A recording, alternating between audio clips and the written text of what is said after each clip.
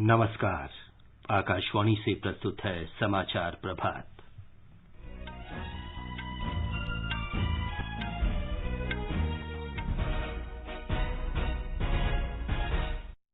प्रधानमंत्री नरेंद्र मोदी आज विशेष डिजिटल भुगतान व्यवस्था ई-रूपी की शुरुआत करेंगे। भारत और चीन की सेनाओं के बीच सिक्किम सेक्टर में हॉटलाइन सेवा शुरू की गई। भारत ने अगस्त माह के लिए संयुक्त राष्ट्र सुरक्षा परिषद के अध्यक्ष का पद संभाला। राष्ट्रपति रामनाथ कोविंद आज से 5 दिन के दौरे पर तमिलनाडु जा रहे हैं। देश में अब तक 47 करोड़ 2 लाख से अधिक कोविड रोधी टीके लगाए गए। कई राज्यों में आज से शिक्षा संस्थान फिर से खुल रहे हैं। म्यांमार की सैन्य सरकार ने आपातकाल 2 वर्ष के लिए बढ़ाया। बैडमिंटन खिलाड़ी पीवी सिंधु ने टोक्यो ओलंपिक में कांस्य पदक जीता। राष्ट्रपति, उपराष्ट्रपति और प्रधानमंत्री ने ऐतिहासिक जीत पर बधाई दी। और टोक्यो ओलंपिक के महिला डिस्कस थ्रो में आज शाम भारत की कमलप्रीत कौर फाइनल मुकाबला खेलेंगे।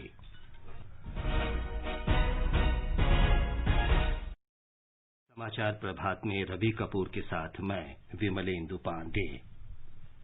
देश भर में 18 वर्ष से अधिक आयु वर्ग के लिए सरकारी केंद्रों में निःशुल्क कोविड टीकाकरण अभियान जारी है।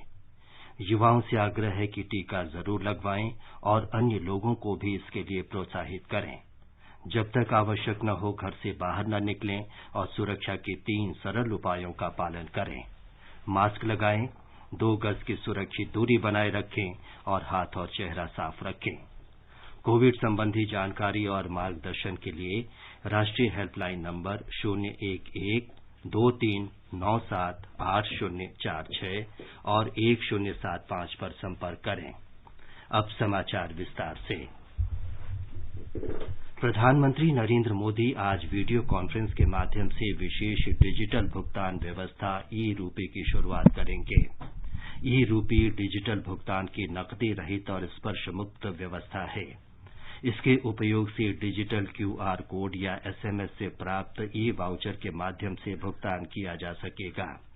ई-रूपी में कार्ड और नेट बैंकिंग की जरूरत नहीं होगी। एक रिपोर्ट। भारतीय राष्ट्रीय भुगतान निगम ने वित्तीय सेवा विभाग, स्वास्थ्य और परिवार कल्याण मंत्रालय और राष्ट्रीय स्वास्थ्य प्राधिकरण के सहयोग से UPI प्लेटफॉर्म पर इसे विकसित किया है। यह सुनिश्चित करने के लिए कई कार्यक्रमों की शुरुआत की गई है कि लाभ लक्षित लाभार्थियों तक सुरक्षित ढंग से पहुंचे और आवाजाही की आवश्यकता न्यूनतम रहे। इलेक्ट्रॉनिक वाउचर की व्यवस्था से कुशल प्रशासन को बल मिलेगा। जन कल्याणकारी सेवाएं लाभार्थियों तक सुरक्षित पहुंचाने में भी यह एक क्रांतिकारी पहल साबित होगी। इसका उपयोग मातृ और बाल कल्याण योजना, टीबी उन्मूलन कार्यक्रम, आयुष्मान भारत प्रधानमंत्री जन कल्याण योजना के तहत औषधि और पोषक तत्व उपलब्ध कराने और उर्वरक सब्सिडी के लिए भी हो सकेगा। निजी क्षेत्र भी अपने कर्मचारियों के हित और कॉरपोरेट सामाजिक दायित्व गतिविधियों में इन डिजिटल वाउचर्स का लाभ उठा सकेंगे। रवि कुमार की रिपोर्ट के साथ समाचार कक्ष से विजय लक्ष्मी का प्रधानमंत्री नरेंद्र मोदी कल गुजरात में वीडियो कॉन्फ्रेंस के माध्यम से प्रधानमंत्री गरीब कल्याण अन्न योजना के लाभार्थियों से बातचीत करेंगे। इस योजना के बारे में जागरूकता लाने के लिए राज्य में जन भागीदारी कार्यक्रम शुरू किया जा रहा है। गुजरात के मुख्यमंत्री और उप मुख्यमंत्री भी इस अवसर पर उपस्थित रहेंगे। प्रधानमंत्री गरीब कल्याण अन्न योजना खाद्य सुरक्षा कार्यक्रम है, जिसे प्रधानमंत्री ने कोविड महामारी के आर्थिक दुष्प्रभाव कम करने के उद्देश्य से शुरू किया था। इस योजना में राष्ट्रीय खाद्य सुरक्षा अधिनियम के तहत आने वाले सभी लाभार्थियों को प्रति व्यक्ति 5 किलोग्राम अतिरिक्त अनाज दिया जाता है। गृह मंत्री अमित शाह ने कहा है कि उत्तर प्रदेश के लोगों को भाजपा में विश्वास है और उन्होंने हमेशा पार्टी का साथ दिया है। उत्तर प्रदेश के मिर्जापुर में कल एक जनसभा में उन्होंने कहा कि प्रधानमंत्री नरेंद्र मोदी उत्तर प्रदेश के लोगों की जरूरत को समझते हैं और उन्होंने राज्य के लिए बहुत कुछ किया है। उन्होंने विश्वास व्यक्त किया कि आगामी राज्य विधानसभा चुनाव में भाजपा फिर से लोगों के समर्थन से उत्तर प्रदेश का नेतृत्व करेगी। श्री शाह ने कहा कि मुख्यमंत्री योगी आदित्यनाथ के नेतृत्व वाली भाजपा सरकार ने राज्य में कई कल्याणकारी योजनाएं शुरू की हैं और लोगों को उनका लाभ मिल रहा है।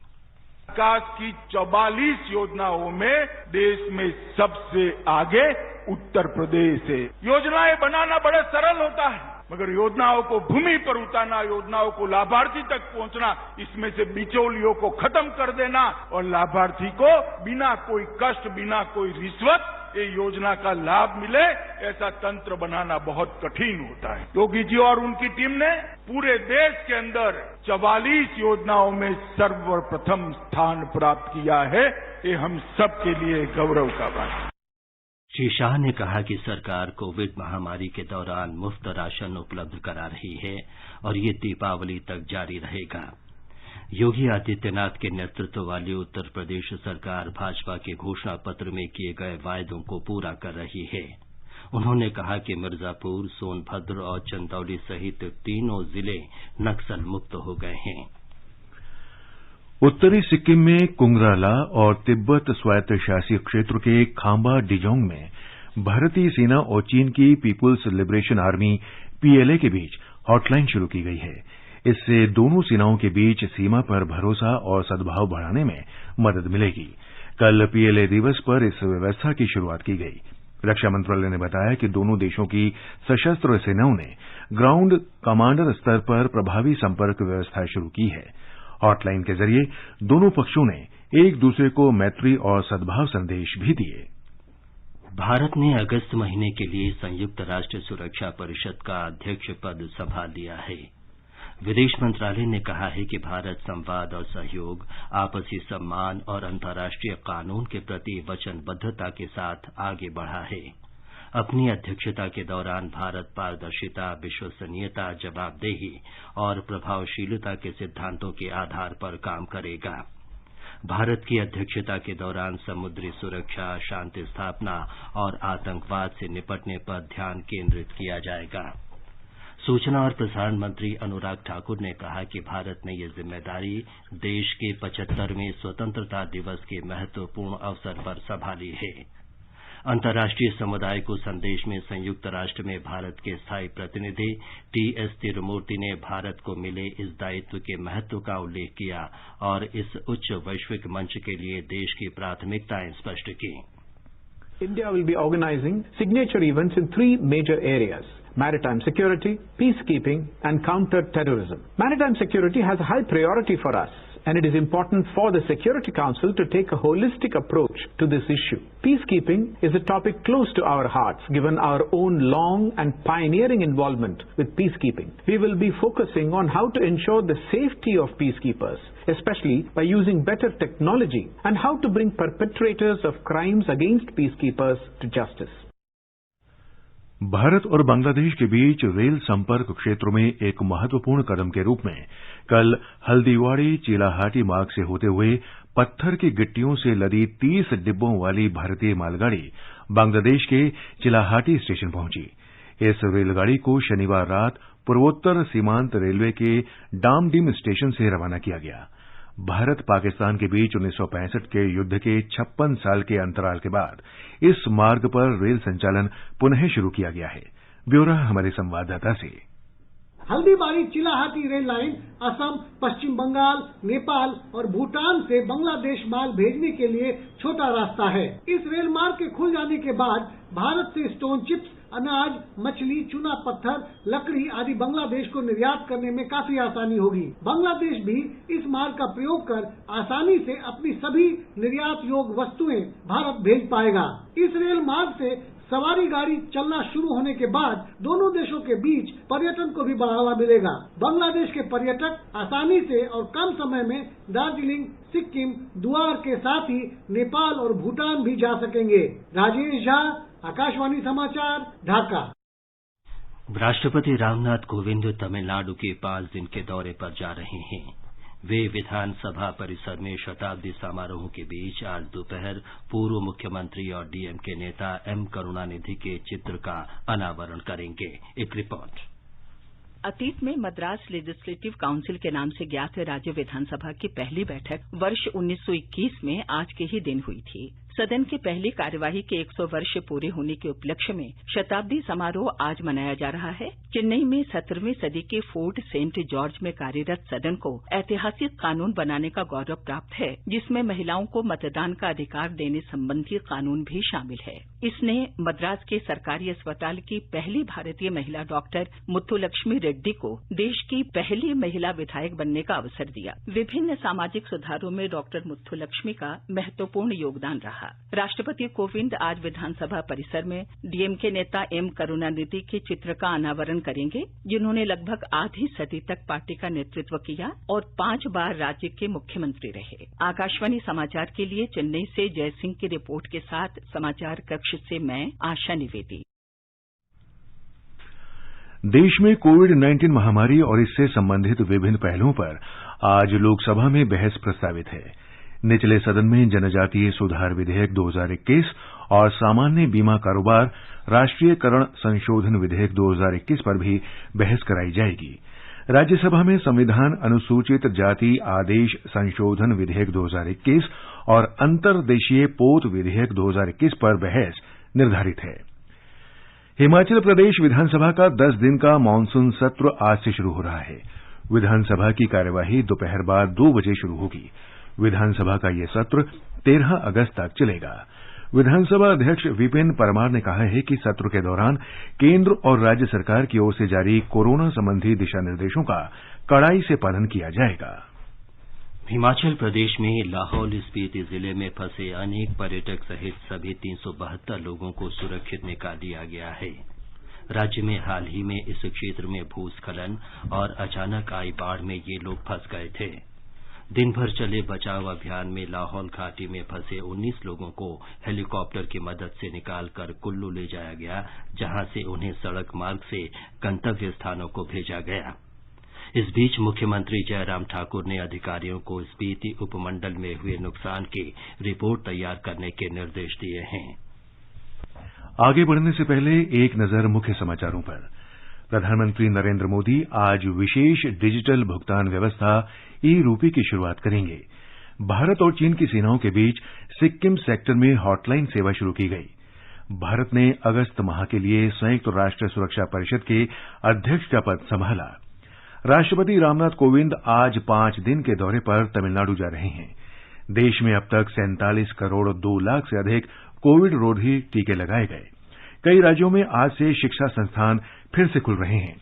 म्यांमार की सैन्य सरकार ने आपातकाल 2 वर्ष के लिए बढ़ाया। बैडमिंटन खिलाड़ी पीवी सिंधु ने टोक्यो ओलंपिक में कांस्य पदक जीता। राष्ट्रपति, उपराष्ट्रपति और प्रधानमंत्री ने ऐतिहासिक जीत पर बधाई दी। और टोक्यो ओलंपिक के महिला डिस्कस थ्रो में आज शाम भारत की कमलप्रीत कौर फाइनल मुकाबला खेलेंगी। कोविड-19 से बचाव के आसान उपाय: मास्क लगाएं, 2 गज की सुरक्षित दूरी बनाए रखें, बार-बार हाथ धोएं, चेहरा साफ रखें और टीका जरूर लगवाएं। समाचार प्रभात में आपका फिर स्वागत है। राष्ट्रीय टीकाकरण अभियान के अंतर्गत अब तक 47 करोड़ 2 लाख से अधिक कोविड रोधी टीके लगाए जा चुके हैं। राज्यों और केंद्र शासित प्रदेशों तथा प्राइवेट अस्पतालों के पास कोविड टीके की 3 करोड़ से अधिक खुराक अब भी उपलब्ध है। केंद्रीय स्वास्थ्य मंत्रालय ने बताया है कि राज्यों और केंद्र शासित प्रदेशों को अब तक 49 करोड़ 49 लाख टीके उपलब्ध कराए गए। पंजाब सरकार ने राज्य में कोरोना संक्रमितों की संख्या में कमी को देखते हुए पाबंदियों में ढील देने के बाद आज से सभी कक्षाओं के लिए विद्यालय को खोलने की अनुमति दे दी है। कोरोना की स्थिति को देखते हुए उन्हें नियमों के समुचित पालन का निर्देश दिया गया है। वहीं जिला प्रशासन को यह सुनिश्चित करना होगा कि कोरोना से संबंधित दिशा निर्देशों का पूरी तरह से पालन हो। इससे पहले 26 जुलाई से 10वीं और 12वीं कक्षाओं के लिए स्कूलों को खोलने की अनुमति दी गई थी। छत्तीसगढ़ में कोरोना संक्रमण में सुधार को देखते हुए स्कूलों में आज से कक्षाएं कुछ पाबंदियों के साथ शुरू हो रही हैं। हमारे संवाददाता ने बताया है कि राज्य सरकार ने उन जिलों के स्कूलों में सामान्य कक्षाएं शुरू करने का निर्णय किया है जिनमें पिछले 7 दिन में संक्रमण दर 1% तक सीमित रही है। छत्तीसगढ़ में राज्य शासन ने उन जिलों में स्कूलों में ऑफलाइन कक्षाएं शुरू करने का फैसला लिया है जहां कोरोना पॉजिटिविटी दर पिछले 7 दिनों में 1% तक सीमित रही है। फिलहाल 10वीं और 12वीं के साथ ही 1 से 5वीं और 8वीं की कक्षाएं ही संचालित की जाएंगी। स्कूलों में 6वीं, 7वीं, 9वीं और 11वीं कक्षाओं की पढ़ाई फिलहाल ऑनलाइन ही होगी। इस बीच छत्तीसगढ़ में कोरोना संक्रमण की स्थिति में लगातार सुधार हो रहा है। राज्य में कोरोना संक्रमण की पहचान के लिए लगातार बड़े पैमाने पर जांच भी की जा रही है। विकल्प शुक्ला, आकाशवाणी समाचार, रायपुर। जम्मू कश्मीर प्रशासन ने कहा है कि कोरोना की स्थिति को देखते हुए केंद्र शासित प्रदेशों में स्कूल, कॉलेज और कोचिंग सेंटर अगले आदेश तक नहीं खोले जाएंगे। प्रदेश में सप्ताहांत पर लॉकडाउन नहीं लगेगा, लेकिन सभी जिलों में रात 8 बजे से सुबह 7 बजे तक कर्फ्यू जारी रहेगा। जम्मू कश्मीर प्रशासन ने शिक्षण संस्थानों में प्रशासनिक कार्यों के लिए सीमित संख्या में उन कर्मचारियों को बुलाने की अनुमति दे दी है जो टीके लगवा चुके हैं। उधर केंद्र शासित प्रदेश लद्दाख में उच्च शिक्षा संस्थान आज से फिर खुल रहे हैं। हमारे संवाददाता ने बताया है कि 9 महीने से भी अधिक के अंतराल के बाद शिक्षण संस्थानों में कक्षाएं कोविड नियमों के अनुपालन के साथ शुरू होंगी।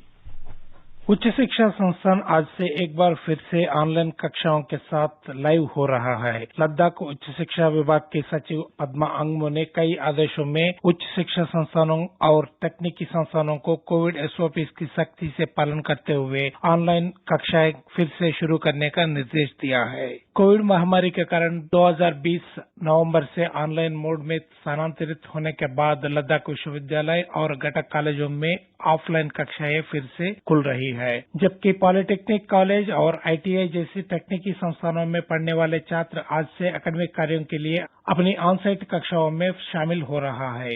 एंगचंद डोलमा के साथ आकाशवाणी समाचार के लिए लेसी रमेश चंद्रा।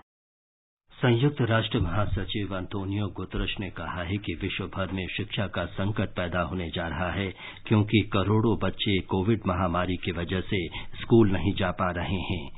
ट्वीट संदेश में महासचिव ने कहा कि हम शिक्षा के संकट के बीच में हैं और 5 करोड़ 60 लाख विद्यार्थी स्कूलों से बाहर हैं। उन्होंने कहा कि इनमें से 2.5 करोड़ बच्चों के फिर से स्कूल में न लौटने की आशंका है। उन्होंने कहा कि महामारी से कारगर ढंग से बचाव के लिए शिक्षकों, डिजिटल शिक्षण और भविष्य के लिए उपयुक्त प्रणालियों में निवेश करने की आवश्यकता है। म्यांमार के सैनिक शासन के प्रमुख जनरल मिन ऑंग लाइंग ने स्वयं को देश का प्रधानमंत्री घोषित किया है और अपनी सरकार को कार्यवाहक सरकार करार दिया है। उन्होंने देश में आपातकाल 2 वर्ष के लिए बढ़ाने की घोषणा की है। जनरल मिन ने देश में लोकतंत्र बहाल करने और चुनाव कराने का संकल्प दोहराते हुए कहा कि वे अगस्त 2023 तक आपातकाल के प्रावधानों के तहत आवश्यक कार्य पूरे कर लेंगे। उन्होंने कहा कि उनका प्रशासन दक्षिण पूर्वी एशियाई राष्ट्रों के संगठन आसियान की ओर से नियुक्त किसी भी विशेष दूत के साथ मिलकर काम करने को तैयार है। आज आसियान के विदेश मंत्रियों की बैठक होने वाली है, जिसमें विशेष दूत का नाम तय किया जाएगा। स्वतंत्रता दिवस श्रृंखला में हम उन क्षेत्रों में प्रगति की चर्चा कर रहे हैं जिन्होंने देश के नागरिकों के जीवन पर महत्वपूर्ण असर डाला है। इस क्रम में आज हम आत्मनिर्भर भारत पर एक रिपोर्ट पेश कर रहे हैं। आत्मनिर्भर भारत अभियान नए भारत का वो स्वरूप है जिसकी परिकल्पना प्रधानमंत्री नरेंद्र मोदी ने की है। पिछले वर्ष 12 मई को प्रधानमंत्री मोदी ने देश में आत्मनिर्भर भारत अभियान की शुरुआत की थी और कोरोना महामारी से लड़ाई के लिए 20 लाख करोड़ रुपए के विशेष पैकेज की घोषणा की थी, जो देश के सकल घरेलू उत्पाद के 10% के बराबर है। प्रधानमंत्री ने रक्षा संबंधी निर्माण के क्षेत्र में आत्मनिर्भर होने पर भी जोर दिया था। पिछले वर्ष 27 अगस्त को रक्षा निर्माण में आत्मनिर्भर भारत पर एक संगोष्ठी को संबोधित करते हुए उन्होंने कहा था कि सरकार का लक्ष्य रक्षा उत्पादन को बढ़ावा देना, नई प्रौद्योगिकी का विकास और रक्षा क्षेत्र में निजी क्षेत्र को महत्वपूर्ण भूमिका प्रदान करना है। भारतीय में मैन्युफैक्चरिंग बढ़े, नई टेक्नोलॉजीज का भारत में ही विकास हो और प्राइवेट सेक्टर का इस विशेष क्षेत्र में अधिकतम विस्तार हो, और इसके लिए लाइसेंसिंग प्रक्रिया में सुधार, लेवल प्लेइंग फील्ड की तैयारी, एक्सपोर्ट की प्रक्रिया का सरलीकरण, ऑफसेट के प्रावधानों में सुधार, ऐसे अनेक कदम उठाए गए। साथियों, मेरा मानना है कि इन कदमों से भी अधिक महत्वपूर्ण है रक्षा क्षेत्र में देश में एक नई मानसिकता का जन्म हुआ है। आधुनिक और आत्मनिर्भर भारत के निर्माण के लिए रक्षा क्षेत्र में आत्मविश्वास की भावना अनिवार्य है। हमारी संवाददाता ने बताया है कि आत्मनिर्भर भारत अर्थव्यवस्था, बुनियादी ढांचा, प्रणाली, आबादी और मांग के 5 स्तंभों पर आधारित है। आत्मनिर्भर भारत 5 स्तंभों पर खड़ा होगा। अर्थव्यवस्था जो वृद्धिशील परिवर्तन नहीं बल्कि लंबी छलांग सुनिश्चित करेगा। बुनियादी ढांचा जो भारत की पहचान बनेगा। प्रणाली यानी सिस्टम जो 21वीं सदी की प्रौद्योगिकी संचालित व्यवस्थाओं पर आधारित होगा। उत्साहशील आबादी जो आत्मनिर्भर भारत के लिए ऊर्जा का स्रोत है। और मांग जिसके तहत मांग और आपूर्ति श्रृंखला सप्लाई चेन की ताकत का उपयोग पूरी क्षमता से किया जाएगा। यह कुटीर उद्योग, एमएसएमई, मजदूरों, मध्यम वर्ग उद्योगों सहित विभिन्न वर्गों की जरूरतों को पूरा करेगा। सरकार ने आत्मनिर्भर भारत के लिए कई साहसिक सुधार किए हैं। इनमें शामिल हैं कृषि के लिए आपूर्ति श्रृंखला सुधार, तर्कसंगत कर प्रणाली, सरल और स्पष्ट कानून और मजबूत वित्तीय प्रणाली। अनुपम मिश्र, आकाशवाणी समाचार, दिल्ली। बिहार में नालंदा और गया जिलों में तटबंध में दरार आने से कई नए इलाकों में बाढ़ आ गई है। वहीं सोन नदी में उफान के बाद बाढ़ का पानी रोहतास जिले के निचले इलाकों में घुस गया है। अनेक गांव बाढ़ में डूब गए हैं। साथ ही 20 लाख हेक्टेयर से अधिक जमीन पर खड़ी फसलों को नुकसान हुआ है। बाढ़ प्रभावित क्षेत्रों में वाहनों की आवाजाही में भी बाधा आई है। स्थिति को देखते हुए लोगों को सुरक्षित स्थानों पर जाने की सलाह दी गई है। राज्य में गंगा, दुर्गावती और पुनपुन नदियों में जलस्तर खतरे के निशान से ऊपर है। भारतीय जनता पार्टी के वरिष्ठ नेता रत्नाकर को पार्टी के गुजरात इकाई का नया महासचिव नियुक्त किया गया है। वे भीखू भाई दलसानिया की जगह लेंगे। पार्टी के राष्ट्रीय अध्यक्ष जगत प्रकाश नड्डा ने उनकी नियुक्ति की घोषणा की। वे पार्टी की बिहार इकाई की संयुक्त सचिव संगठन के रूप में भी काम करते रहेंगे। और अब टोक्यो ओलंपिक की खबरें खेल डेस्क से। तीर की तरह तू चल, चूके ना निशाना, लक्ष्य तेरा सामने है, जीत के है आना। टोक्यो ओलंपिक में बैडमिंटन के महिला सिंगल्स में कल पीवी सिंधु ने कांस्य पदक जीतकर इतिहास रच दिया है। इस जीत के साथ सिंधु ओलंपिक खेलों में 2 व्यक्तिगत पदक जीतने वाली पहली भारतीय महिला खिलाड़ी बन गई हैं।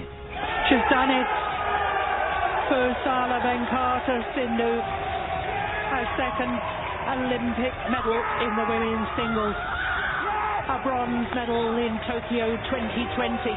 राष्ट्रपति, प्रधानमंत्री और खेल मंत्री ने सिंधु की इस जीत पर उन्हें बधाई दी है। राष्ट्रपति रामनाथ कोविंद ने कहा कि सिंधु ने लगातार 2 ओलंपिक में पदक जीतकर समर्पण और उत्कृष्टता का परिचय दिया है। प्रधानमंत्री नरेंद्र मोदी ने अपने ट्वीट संदेश में कहा कि सिंधु भारत का गौरव है और देश की शीर्ष ओलंपिक खिलाड़ियों में से एक हैं। खेल मंत्री अनुराग ठाकुर ने अपने बधाई संदेश में कहा कि इस जीत से सिंधु ने इतिहास रच दिया है और भारत को उन पर गर्व है। ओलंपिक्स में मेडल जीतने वाली दूसरी खिलाड़ी बनी है। देश की बेटी पीवी सिंधु जी को बहुत बहुत बधाई और शुभकामनाएं। और मैं तो यही कहूंगा कि आज जिस तरह डोमिनेट करके वो खेली है, शानदार प्रदर्शन उनका रहा है, स्मैशिंग विक्ट्री रही है। देश की ओर से बहुत बहुत बधाई। पुरुष हॉकी में कल भारत ने ब्रिटेन को 3-1 से हराकर 4 दशक बाद सेमीफाइनल में प्रवेश किया। सेमीफाइनल में कल भारत का सामना बेल्जियम से होगा, जबकि दूसरे सेमीफाइनल में कल ही ऑस्ट्रेलिया का सामना जर्मनी से होगा। एथलेटिक्स में महिलाओं की 200 मीटर दौड़ में द्युति चंद क्वालिफाई नहीं कर सकी। महिला हॉकी के क्वार्टर फाइनल में भारत का सामना ऑस्ट्रेलिया से होगा। ये मैच सुबह 8:30 बजे से खेला जाएगा। इस मैच का आंखों देखा हाल आकाशवाणी के FM रेनबो और अतिरिक्त मीटरों पर प्रसारित किया जाएगा। ये प्रसारण आकाशवाणी के YouTube channel news on AIR official और न्यूज ऑन AIR ऐप पर भी उपलब्ध होगा। डिस्कस थ्रो में शाम 4:30 बजे कमलप्रीत कौर फाइनल मैच में अपनी चुनौती पेश करेंगी। इससे पहले क्वालिफिकेशन राउंड में उन्होंने 64 मीटर चक्का फेंक कर दूसरा स्थान हासिल किया था। वहीं निशानेबाजी में पुरुषों की 50 मीटर राइफल 3 पोजीशन में भारत के संजीव राजपूत और ऐश्वर्य प्रताप सिंह निशाना लगा रहे हैं। घुड़सवारी में फवाद मिर्जा आज इवेंटिंग जंपिंग व्यक्तिगत क्वालिफायर में हिस्सा लेंगे। Siddharth Singh, sports desk. तीर की तरह तू चल, चूके ना निशाना, लक्ष्य तेरा सामने है, जीत के है आना।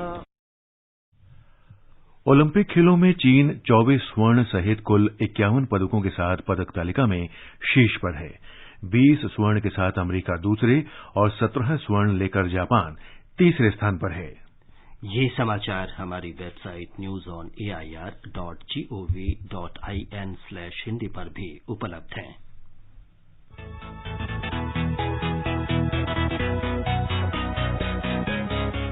दुनिया रंग बिरंगी, खट्टे मीठे रसीले समाचारों का सतरंगी खजाना आकाशवाणी पर। खबरें होंगी हटकर, जानेंगे कुछ अलग, हंसेंगे खुलकर, करेंगे सजग।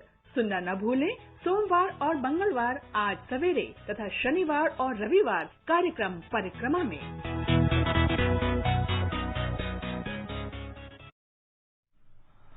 और अभी अब बताएं कि आज के समाचार पत्रों में क्या विशेष है। विम्बलडन टोक्यो ओलंपिक की खबरों को अखबारों ने प्रमुखता दी है। बैडमिंटन में पीवी सिंधु के कांस्य पदक जीतने पर नवभारत टाइम्स की सुर्खी है 2-2 चक दे इंडिया। जनसत्ता लिखता है 49 साल बाद ओलंपिक हॉकी के सेमीफाइनल में भारत। इस महीने संयुक्त राष्ट्र सुरक्षा परिषद की अध्यक्षता की जिम्मेदारी भारत के संभालने पर हरिभूमि का शीर्षक है 9 अगस्त को बनेगा नया इतिहास। 75 साल में पहली बार भारतीय प्रधानमंत्री नरेंद्र मोदी करेंगे सुरक्षा परिषद की अध्यक्षता। समुद्री सुरक्षा, शांति और आतंकवाद रोकने पर रहेगा भारत का जोर। असम और मिजोरम के बीच सीमा विवाद पर जनसत्ता की सुर्खी है वार्ता से विवाद सुलझाने को राजी असम और मिजोरम। दोनों राज्यों के मुख्यमंत्रियों से केंद्रीय गृहमंत्री का संवाद। उपग्रह की तस्वीरों से पूर्वोत्तर के राज्यों का होगा सीमांकन। जम्मू कश्मीर में सुरक्षा बलों पर पत्थर फेंकने वालों और विध्वंसक गतिविधियों में शामिल लोगों पर कड़ी कार्रवाई की खबर देते हुए हिंदुस्तान का शीर्षक है पत्थरबाजों को न नौकरी न पासपोर्ट।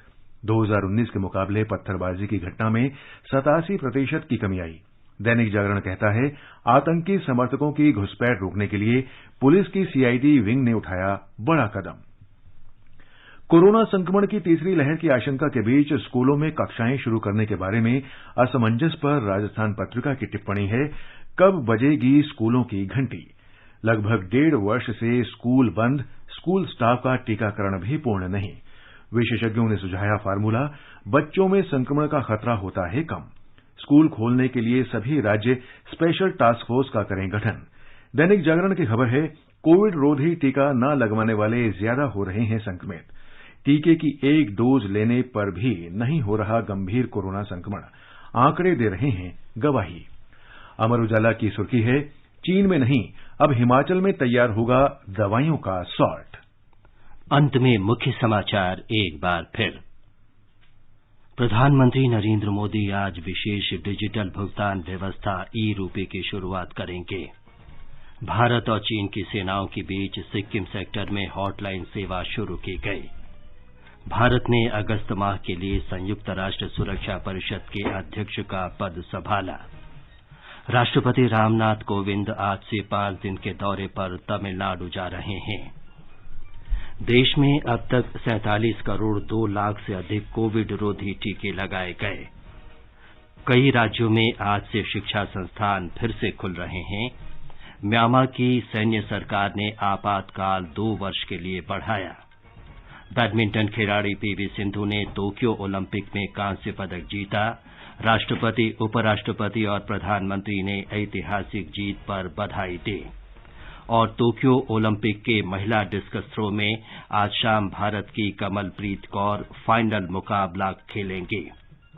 इसके साथ ही समाचार प्रभात का ये अंक समाप्त हुआ। नमस्कार।